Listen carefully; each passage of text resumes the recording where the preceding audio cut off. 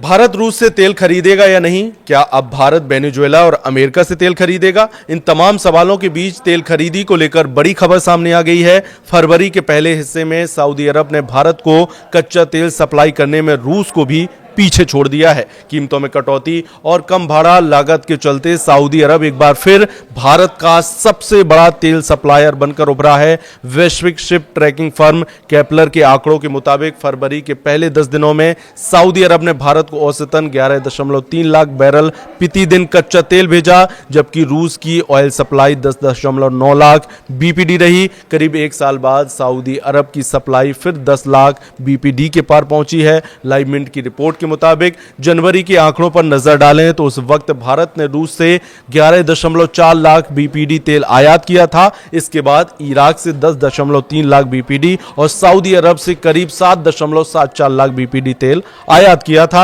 हालांकि फरवरी की शुरुआत में ही तस्वीर बदलती दिख रही है। विशेषज्ञों के मुताबिक यह बदलाव भारत और अमेरिका के बीच हाल ही में हुई ट्रेड डील के फ्रेमवर्क के बाद सामने आया है। अमेरिका ने भारत पर प्रस्तावित रेसिप्रोकल टैरिफ को घटाकर 18% करने और रूसी तेल खरीद को हतोत्साहित करने के लिए लगाए गए अतिरिक्त शुल्क को हटाने की घोषणा की है। इसके बाद भारत ने रूस पर निर्भरता धीरे धीरे कम करने के संकेत दिए हैं। भारत अपनी कुल तेल जरूरतों का करीब 90% आयात करता है और वह दुनिया का तीसरा सबसे बड़ा कच्चा तेल खरीदार है। साथ ही भारत चौथा सबसे बड़ा रिफाइनर भी है, जिसकी रिफाइनिंग क्षमता 258 मिलियन टन प्रति वर्ष है, जो 2030 तक बढ़कर 309 मिलियन टन से ज्यादा होने की उम्मीद है। सऊदी अरब से सप्लाई बढ़ने की एक बड़ी वजह कम ट्रांसपोर्ट लागत भी है। सऊदी ने प्रति बैरल 30 सेंट का प्रीमियम हटाकर अपने तेल की कीमत को ओमान और दुबई ग्रेड के बराबर कर दिया है। इसके अलावा पश्चिम एशिया से भारत तक तेल पहुंचने में